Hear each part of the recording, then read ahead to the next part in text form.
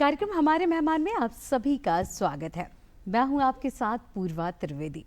जैसा कि आप जानते हैं कि हमारे इस कार्यक्रम में हम उस व्यक्तित्व से आपका परिचय करवाते हैं जिन्होंने अपना संपूर्ण जीवन महत्वपूर्ण विषयों को दिया है, जग में अपना नाम किया है और इस समाज के कल्याण के लिए समर्पित कर दिया है। आज एक ऐसी ही शख्सियत हमारे बीच हमारे स्टूडियो में यहाँ उपस्थित है और सबसे पहले दर्शकों आपको ये कहना चाहूँगी कि उनके बारे में कुछ भी बोलना सूरज को दिया दिखाने के समान है, क्योंकि कह सकते हैं उनकी उपलब्धियाँ अगर हम उनकी बात करें तो वो भी अनगिनत हैं। तो आइए सबसे पहले हम स्वागत करते हैं और मिलवाते हैं आपको हमारे स्टूडियो में उपस्थित आदरणीय श्री श्रीराम तिवारी जी से। बहुत बहुत स्वागत है आपका हमारे कार्यक्रम में सर। और दर्शकों आपको बताना चाहेंगे आप सांस्कृतिक सलाहकार हैं मुख्यमंत्री मध्य प्रदेश के, साथ ही आप न्यासी सचिव हैं वीर भारत के, और आपको बताना चाहेंगे कि आप प्रतिष्ठित लेखक भी हैं, संपादक भी हैं, संस्कृति कर्मी भी हैं एवं मीडिया विशेषज्ञ भी हैं। तो बहुत सारी उपलब्धि आपके साथ जुड़ी हुई हैं। तो आइए बातों का सिलसिला, जानकारियों का सिलसिला प्रारंभ करते हैं। सर एक बार पुनः आपका बहुत बहुत स्वागत है। और सर अगर मैं आपके परिचय की शुरुआत करती हूँ, क्योंकि बहुत सारी उपलब्धियाँ जैसा कि मैंने कहा कि आप के नाम हैं और बहुत सारे पदों पर आप आसीन रहे हैं, तो सबसे पहले हम जानना चाहेंगे सर आपकी इस यात्रा के बारे में। यात्रा तो बहुत साधारण है जी। बहुत ही साधारण परिवार से मैं आता हूँ, साधारण उस अर्थ में आर्थिक मामलों में, लेकिन जहाँ तक सांस्कृतिक परंपरा की बात है वो शायद मेरे परिवार की बड़ी समृद्ध रही है। जी। और जो चीज़ मुझे सालती है या जो खो दिया, क्योंकि जीवन में जो लोग हैं वो संपत्ति है, ज़मीन है, ये तो खोते रहते हैं, पाते रहते हैं, वो सब तो बड़ा विषय नहीं है। लेकिन जो पिताजी मुझे जब बताते थे जी। कि राजस्थान से जब वो माइग्रेट होकर आए हैं, बहुत आज़ादी के आसपास का समय है, 1947 के आसपास का, तो जब काफ़ी दंगों का माहौल था, तो जो खोया है जिसको मैं आज तक नहीं भूल पाता, तो पिता ये बताते थे कि 2 बैलगाड़ी भर के जो किताबें थी वो उसको लेकर कैरी नहीं कर पा रहे थे। क्या बात है। जान बचाना है। जी, जी। तो उन्होंने फिर वो नदी में उसको विसर्जित किया। तो लगता है कि वो जो दुनिया की जो बेहद खूबसूरत जो मूल्यवान जो चीज़ें हैं वो कहीं खोई। और बचपन में लेकिन जैसे कुछ चीज़ें, जैसे राजा भोज का सम्रांगण सूत्रधार, शुक्र समर नीतिसार या लीलावती गणित, ये सब मुझे पिताजी से ही मिली थी। और भी चीज़ें हैं, लेकिन जो चीज़ जो आज तक जो तकलीफ देती है कि उन किताबों को उस वक्त तो नहीं देखा था, बाद में अलग अलग तरह से देखने की कोशिश की, लेकिन वो ज़ाहिर बहुत मूल्यवान किताबें थीं भारतीय ज्ञान परंपरा को लेकर, तो वो गया बस, बाकी तो ठीक है। तो उससे एक तरह के सिलसिला चालू हुआ। और जब उज्जैन जब बन रहा था, मतलब 1961 में हम लोग महाकाल और गोपाल मंदिर के बीच में शिफ्ट हुए, वहीं हम लोग रहते थे गुजरी चौराहे पर। तो वहीं पर पास में व्यायामशाला थी जी। और देश में एक ऐसा दौर रहा है जब लोकमान्य तिलक और जो दूसरे महानुभाव रहे हैं, तो बहुत सारी जगह व्यायामशाला खुली हैं जी। तो उज्जैन में भी एक नहीं, 2 नहीं, कम से कम 10-12 व्यायामशालाएँ थी जी। तो जहाँ हम जाते थे तो वहाँ माने शारीरिक अभ्यास तो ठीक है, स्वस्थ रहना है तो करना चाहिए, पर उसके साथ साथ जो बौद्धिक विकास की जो गतिविधियाँ हैं कि भाषण प्रतियोगिता भी होना है, निबंध भी होना है, तात्कालिक भाषण भी होना है, थिएटर में भी काम करना है, आदि आदि, तो मैं मानता हूँ कि वो एक तरह के जो संस्कार हैं वो वहाँ से शायद बनना शुरू होंगे। किस सन की बात अगर हम, ये लगभग चूँकि मेरा जन्म भी 1955 का है जी। तो आप मान के चलें कि लगभग 61-62 की बात कर रहे हैं। तो उसका अपना आनंद, कबड्डी खेलना है तो मलखम करना है, तो जिम्नास्टिक करना है, अखाड़ा गोदना है, लाइक दैट जो भी है, तो वो सब चलता रहा। लेकिन वो जीवन का हिस्सा था और उसमें कुछ बहुत सारी चीज़ें सीखी भी, सामूहिक नेतृत्व भी, पढ़ना लिखना भी। और जी। और सर उसके बाद कब सर आपका आगे बढ़ना हुआ? और नहीं, अब आगे बढ़ना तो क्या, फिर जिसको कहना है कि कट टू लगभग 1971 72 जी जी 71 मैंने हायर सेकेंडरी किया, जी कॉलेज में हम लोग आ गए थे। जी और विश्वविद्यालय में जब राजनीति का सिलसिला चालू हुआ जी तो पहला जो विश्वविद्यालय अध्यक्ष जो है वो हमारे ग्रुप के सज्जन थे, जी दोस्त थे, नाम भी ले सकते हो, शिवा कोटवानी थे। ये वक्त ऐसा था जब पहली बार जब देश में जो बने हैं तो पटना में लालू प्रसाद यादव बने यूनिवर्सिटी प्रेसिडेंट, जी दिल्ली में अरुण जेटली बने और उज्जैन में शिवा कोटवानी बने। तो हम जी, लोग जी उसमें सक्रिय थे। और उस वक्त ये तय हुआ कि जो चूँकि मेरी लिखने पढ़ने में रुचि थी जी तो ग्रुप ने तय किया कि श्री राम तिवारी चूँकि सबसे ज़्यादा पढ़े लिखे आदमी हैं तो यूनिवर्सिटी की जो मैगज़ीन है उसके संपादक श्री राम तिवारी होंगे। जी जी लेकिन चूँकि उस तरह का मैं कोई अज्ञात कुलशील ही रहा हूँ, जी तो कोई पिता कोई बहुत बड़े लेखक नहीं थे, उनका अपना स्वाध्याय का काम ज़्यादा चलता जी, था या जी, अपने। तो विश्वविद्यालय में जिस तरह के पढ़े लिखे लोग होते हैं तो हमारे जो सर थे उन्होंने बेहद फिर प्यार किया, बेटे की तरह फिर सम्मान दिया, जी डॉक्टर प्रभात कुमार भट्टाचार्य।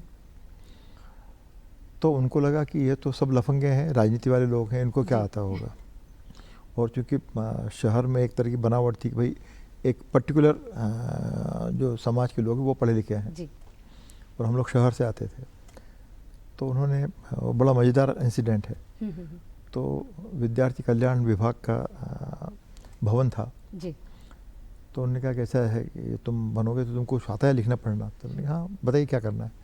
तो उन्होंने कुछ 2-3 आर्टिकल मुझे कहा कि जी कब तक लिख दोगे? तो मैंने कहा अभी लिख दूंगा मैं। जी तो उनको भरोसा नहीं हुआ कि क्या होगा।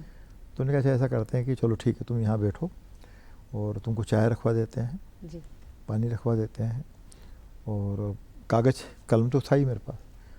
तो और बाहर से उन्होंने ताला लगा दिया।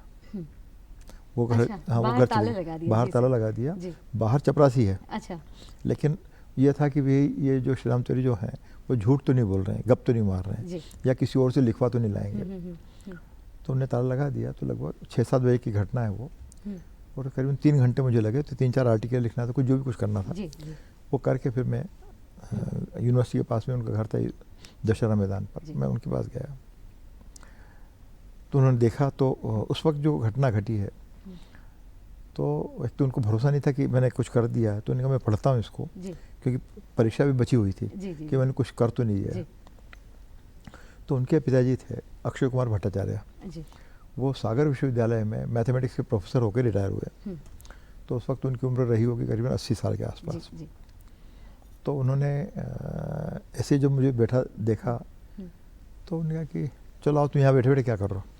अच्छा हाँ, तो वो इवनिंग वॉक पर वो जा रहे थे। जी जी तो घर के आसपास टहल रहे थे। तो उन्होंने एक चीज़ जो मुझे कही जो आज तक मैं भूल नहीं सकता कि क्या कर रहे हो। तो मैंने बताया कि बीकॉम में करना है मुझे पढ़ाना है। मैंने वो तो ठीक है, उसके अलावा क्या करोगे या क्या करते हो? मैंने कुछ नहीं करते।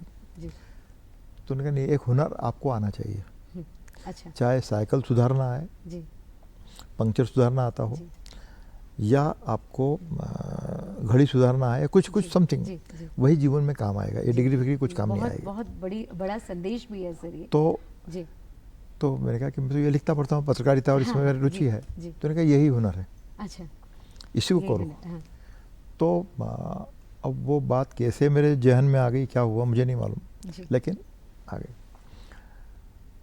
तो वो एक तरह का सिलसिला चालू हुआ। और ऐसे भी नौकरियों की कमी थी।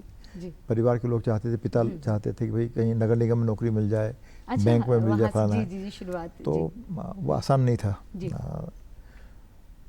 तो ये जो लिखने पढ़ने का जो था मामला, चूँकि पढ़ाई लिखाई मेरी है, एमकॉम है, लॉ है, दूसरी तरह का है, हायर मैथमेटिक्स में किया था। जी तो साहित्य से जो अनुराग अनजाने में जो हुआ है जी वही फिर मेरी जीवन की बिल्कुल एक तरह सर। से और ताकत आज बन कह गई। सकते हैं कि 100 से ज़्यादा किताबें आप लिख चुके हैं, बहुत सारे पत्र पत्रिकाओं के आप संपादक हैं और लेखन की रुचि का यही जो प्रसंग है जहाँ से शुरुआत हुई थी। जी बिल्कुल सर। सर, संस्कृति विभाग एक ऐसा विभाग है, आपने प्रदेश को बहुत सारी उपलब्धियां प्राप्त करवाई। आपके कार्यकाल में सर बहुत ऐसे अनोखे कार्य हुए जो आज भी जैसे मील का पत्थर कहा जाता है। सर, वहाँ आपका कैसे आना हुआ और किस तरह से आपने जो नवाचार किए उनके बारे में हम जानना चाहेंगे। देखिए, यहाँ भी आने का बड़ा मजेदार प्रसंग है जी। 2 लोग उसके जिम्मेदार हैं। एक हरिभाऊ जोशी होते थे जो यहाँ सर पर जिम्मेदार। हाँ, जिम्मेदार। अच्छा। तो जी। मंत्री होते थे, शिक्षा हाँ। मंत्री और स्कूल शिक्षा मंत्री, जी, पंचायत जी, कल्याण। जी। मैं 77 की बात कर रहा हूँ, 77 जी। तो वो दिल्ली में मिले और मध्य प्रदेश भवन में हम लोग बैठे थे और ये था कि मुझे कुछ करना है। तब तक संयोग से मध्य प्रदेश कला परिषद में पूर्व के सहायक संपादक और प्रकाशन अधिकारी का पद खाली हुआ था। विष्णु भटनागर उस वक्त थे, वो छोड़ के चले गए थे। और दूसरे जो सज्जन हैं अशोक वाजपेयी, जो मुझे लेकर आए, वो भी जानते थे। वो अन्य कारण है जिस कारण वो जानते थे मुझे, राजनीति के कारण। तो बाकायदा उसको इंटरव्यू हुआ और इंटरव्यू लेने में 3 लोग, डॉक्टर प्रभात कुमार भट्टाचार्य, राहुल बारपति जो नई दुनिया के संपादक थे उस वक्त, और देश के बड़े पत्रकारों में से एक थे, और अशोक वाजपेयी खुद जी। और उस वक्त जो सो कॉल्ड प्रतिस्पर्धा में जो नाम लेना अच्छा नहीं है, जी जी जी, लेकिन जी, उस वक्त के वो सारे दिग्गज लोग थे जो बाद में अच्छा। कहीं किसी राष्ट्रीय अखबार के संपादक बने, तो कोई क्या हुआ कि सारे लोग थे। तो उसी में से 6-7 लोगों में से एक में भी था जिसका इंटरव्यू हुआ और तय हुआ। जी। तो बहुत कुछ जो सीखना है, जो सीखा है, उसमें अशोक जी की बड़ी भूमिका है। जी। और जो उनसे एक जो चीज़ सीखी है, निर्भय होना। यदि आप अपने काम में जी। आपका कन्विक्शन है कि आपको ये है, ये करना है, स्पष्ट है, जी। और मन में कोई कुटेव नहीं है, जी। तो दिन गो है। बिल्कुल। तो मतलब वो फिर भय कभी लगा नहीं। जी। और एक मर्यादा जो थी अशोक जी की कि फालतू राजनीति का कोई काम करना नहीं है, तो वो उन्होंने महफूज रखा। और सारी अलाबला जी वो अपने सर पे ले लेते थे और वो है तो पूर्वा का काम है या कला वार्ता का काम है, और हर अच्छे आइडिया का उन्होंने हमेशा स्वागत किया। तो कला वार्ता बनी शायद 1981 में, जब फरवरी में हम लोगों ने शुरू किया। तो सामान्यतः सरकार में जो एक परंपरा थी कि जो विभाग का जो अधिकारी प्रमुख है, सामान्यतः वही उसका संपादक होगा। जी। तो मैं तो एक तरह से सो कॉल्ड क्लास 3 अधिकारी होता, प्रकाशन अधिकारी, 350-600 का स्केल होता था, उसमें मैं नौकरी कर रहा था। लेकिन ही डिसाइडेड कि नहीं, संपादक तो आप ही होंगे, श्री राम तिवारी होंगे। तो ये पहली बार एक वो परिवर्तन हुआ। तब मेरी उम्र शायद 25 साल रही होगी। अच्छा। तो वो हैं, या फिर वो बाद में उसी वक्त सिनेमा की पत्रिका के लिए कुछ बात हुई पटकथा को लेकर। तो उन्होंने कहा अभी टाइम नहीं आया है, करना है तुमको। तो फिर बाद में जो फिल्म विकास निगम में जब मैं गया तो फिर उसको शुरू किया। तो इस तरह की कुछ चीज़ें भी हैं। जी जी जी। सर, कम्युनिटी रेडियो की अगर बात की जाए, वन्या तो सर बहुत बड़ा नाम था ही आपके समय में, और इसके बाद से बहुत सारे कम्युनिटी रेडियो बहुत सारी भाषाओं में आपने प्रारंभ किए थे। वो सर, उसके बारे में भी हम जानना चाहेंगे। वो भी मज़ेदार है। वन्या का आपने जिक्र किया। जी जी। तो जो अभी मंत्री हैं उसी विभाग के हैं, विजय शाह जी, यही मुझे लेकर आए। और वो कुछ और प्रसंग है कि क्यों लेके गए वो। जी जी। तो खैर, तो लेकिन वन्या जो है, मतलब जिस दिन, मतलब मैं सौभाग्यशाली भी हूँ कि अक्सर जो होता है कि अधिकारी मंत्री को ज्वाइन कराने जाते हैं। मैं सौभाग्यशाली हूँ कि वन्या में MD के रूप में जब मुझे लेके गए, तो माननीय मंत्री खुद जो हैं मुझे ज्वाइन कराने लेके गए। लेकिन मैं उसी दिन बीमार भी पड़ गया, क्योंकि वन्या जो है बिल्कुल असहाय और विकलांग संस्था की तरह था। मैंने जो MD का कमरा है या और अध्यक्ष का जो कमरा है, वहाँ दीमक रेंग रही हैं, ड्रेनेज का पानी निकल रहा है और सारी मुर्दनी छाई हुई है। तो मैंने मजाक में कहा ही उनसे, मैंने कहा आपने कहा कब्रिस्तान का मुझे दरोगा बना दिया। लेकिन he supported me a lot. तो समझ झुरका को शुरू कराया फिर से, बच्चों की पत्रिका थी। बहुत सारे गतिविधियाँ चालू हुई। फिल्म फेस्टिवल भी चालू हुए, ट्राइबल फिल्म फेस्टिवल भी हुआ। और ये जो जनजातीय बोलियों में जो रेडियो का जो जी कॉन्सेप्ट था, जी जी जी तो वो उस वक्त हुआ। जी और लगभग 13 रेडियो स्टेशन हम लोगों ने चालू किए। जी। संकल्प ये था कि लगभग हम 110 करेंगे। अच्छा। जितने ट्राइबल ब्लॉक हैं जी। वहाँ करना था। हम्म, पर कई बार होता है कि भाई आप बहुत सारी चीज़ें आप सोचते हैं, जी बिल्कुल सही। पर बहुत सारे साधन की सीमा है, जी। कई बार मैन पावर की सीमा है, हम्म, तो वो ठीक है। जी पर लेकिन 13 किया, और वो भी देश में, और मेरा ख्याल है कि वो दुनिया में, देश में जी जो ट्राइबल डायलेक्ट में जो रेडियो स्टेशन है वो लगभग पहली बार हुए। जी भीली में है, गोंडी में है, जी सहरियाई में है, तो भारिया में है, बिल्कुल बिल्कुल ऐसे सर। सारा जो भी हुआ जी जी जी तो कर पाए, ठीक है, हो जी गया। जी जी नहीं से बहुत बड़ी उपलब्धि है वो, और उन भाषाओं में रेडियो जो है संचालित करना, लोगों तक अपनी बात पहुंचाना बहुत बड़ी बात है। सर, बात छत्तीसगढ़ की जिम्मेदारियों की अगर आपकी की जाए तो मध्य प्रदेश के साथ साथ छत्तीसगढ़ में भी आप बहुत अहम पद पे थे, उसके बारे में भी हम जानना चाहेंगे। वो भी मज़ेदार है। जी देखिए क्या है कि मैं फरवरी 2014 में 28 फरवरी को रिटायर होना था। जी बीच में किसी और के काम से, हम्म, क्योंकि मीडिया में भी मेरी दखल रही है, तो कोई परिचित परिवार है जिनका अखबार यहाँ से भी निकलता था और जी, रायपुर से भी निकलता था। हम्म, तो जो उसके मालिक हैं, उन्होंने, वो भाई की तरह मानते हैं, तो उन्होंने कहा कि आप ज़रा उसको जाके देख लेना। तो मैं तो अपनी नौकरी कर रहा हूँ, तो मैंने ठीक है। अच्छा तो वहाँ गया जब मैं मिलने के लिए, तो मुख्यमंत्री के जो प्रिंसिपल सेक्रेटरी थे वहाँ पर, अमन सिंह जी, वो मुझे जानते थे पर मुलाकात हमारी नहीं थी। हम्म, तो उनको जब पता चला कि मैं रायपुर आया हुआ हूँ, तो उन्होंने लंच के लिए बुलाया। हम्म, तो उनका पहला सवाल था कि तुम रिटायर कब हो रहे हो। अच्छा तो मैं खुद घबराया, मैंने कहा कि ये तो रिटायर- पहली मुलाकात में जो बात हो रही, वो जी खाना खाते खाते जी जी रस भंग हो रहा है। तो मैंने कहा हम्म, दिन तय 28 फरवरी। जी। तो उन्होंने कहा कि यदि सरकार, चूँकि इलेक्शन के मोड में सरकार थी, हम्म, तो यदि सरकार रिपीट होती है जी तो क्या तुम छत्तीसगढ़ आना चाहोगे। जी तो मैंने नहीं कि और कुछ पे आ जाएंगे। हम्म, तो कह रहे हैं कि मैंने कहा लेकिन मैं भोपाल छोड़ नहीं रहा। जी उन्हें नहीं, you will be our cultural adviser, और मुख्यमंत्री खुद अपने पास वो विभाग रखेंगे। जी तब डॉक्टर रमन सिंह मुख्यमंत्री हुआ करते थे। हम्म, हुआ इसलिए कि वहाँ पर एक बड़ी सांस्कृतिक गतिविधि कुछ होना थी, संग्रहालय बनना था। जी और भोपाल में जनजाति संग्रहालय, तो उससे मेरा कुछ जाहिर के संबंध रहा है, जी जी परिकल्पना से लेकर उसके बिल्कुल एग्जीक्यूशन बिल्कुल तक। सर। जी तो वो उन्होंने देखा हुआ था, वो ये चाहते थे कि भाई छत्तीसगढ़ में भी जी होना चाहिए। हम्म, तो जो चीज़ उन्होंने देखने के लिए मुझे भेजी, मैं देख के आया। जी तो मैंने कहा कि ये बकवास है। तो उन्होंने कहा आप मुख्यमंत्री के सामने कह दोगे। मैंने कहा हाँ, मैं कह दूंगा, जी क्योंकि आप जो हो गया है उसकी नकल मत करो। हम्म, भोपाल में जो हो गया वो तो हो गया, हो गया वो जी, अकेला है। हम्म, वो मानव संग्रहालय की नकल नहीं है, जी वो देश बिल्कुल में किसी और प्रारूप की नकल नहीं है। जी तो हमको यदि छत्तीसगढ़ में करना है तो वो कुछ नया करना चाहिए। हम्म, तो खैर, तो वो तब माननीय मुख्यमंत्री के पास वो लेके गए कि साहब श्री राम तिवारी। ने कहा मैं जानता हूँ, जी नाम सुना है, हम्म, उन्हें ये आपसे कुछ कहना चाहते हैं। हम्म, तो लगभग भाषा मेरी थोड़ी बदली, लेकिन मैंने कहा कि आपका ये जो प्रोजेक्ट है तो बकवास है, इसको जी बदलने की ज़रूरत है। जी देन जी उन्होंने कहा तुम आ जाओ करो। हम्म, तो वो एक तरह से उनका संस्कृति, पर्यटन और पुरातत्व के पुरातत्व, सलाहकार के रूप जी, में उन्होंने जी, मुझे मौका दिया। जी तो लेकिन अब मेरे अपने पारिवारिक कारण थे।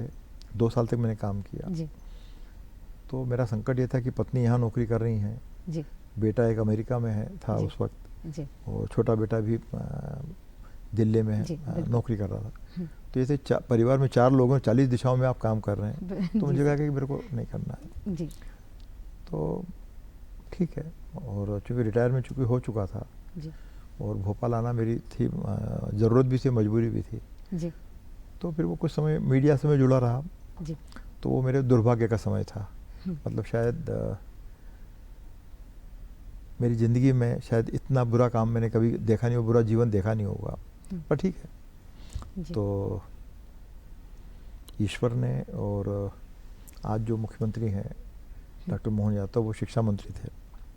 तो चूँकि वो प्रेम रखते हैं, जी तो जब वो मंत्री बने तो लगभग शायद उसी दिन या उसके अगले दिन वो घर आए थे मिलने के लिए। तो उन्होंने कहा कि भाई साहब साथ में काम करना है। जी और उज्जैन का काम, मैंने कहा उज्जैन जाने नहीं मेरे को, जबकि उज्जैन का रहने वाला हूँ। जी जी लेकिन उन्होंने चिंता की, और हर तरह से चिंता की। जी मैंने कहा मैं उज्जैन शिफ्ट नहीं होऊंगा। उन्हें ठीक है आप यहाँ रह के करो। जी। तो हर सारे नखरे मेरे हम्म, उन्हें माने और जी। विक्रमादित्य शोधपीठ को हम लोगों ने बिल्कुल सर। तमाम गतिविधियों को देखा। जी, और जी। मुझे संतोष है हम्म, कि विक्रमोत्सव जो हम लोग करते हैं उसको पिछले वर्ष में 2024 का एशिया के बिगेस्ट और जी। लॉन्गेस्ट फेस्टिवल के रूप में रिकॉग्नाइज किया जी है। जी बिल्कुल सर, बहुत और बड़ी इस बार उपलब्धि हमारा वो कुछ हमारे और मध्य बड़ा प्रदेश के संकल्प लिए थी। लिया।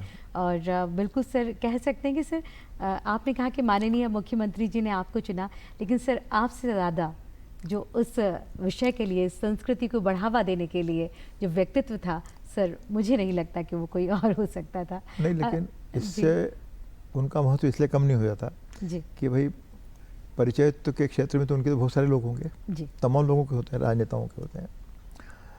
तो श्री राम तिवारी ही क्यों, और जी। सारे नखरे कि अच्छा आपको जब जाना जी जब करना करना। जी तो उन्होंने जो अंधविश्वास जो मुझ पर बिल्कुल। किया, ये मेरे लिए सौभाग्य का विषय है। जी।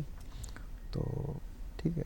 सर आज विक्रमादित्य शोधपीठ संस्थान जो है नित नई ऊंचाइयों को छू रहा है सर।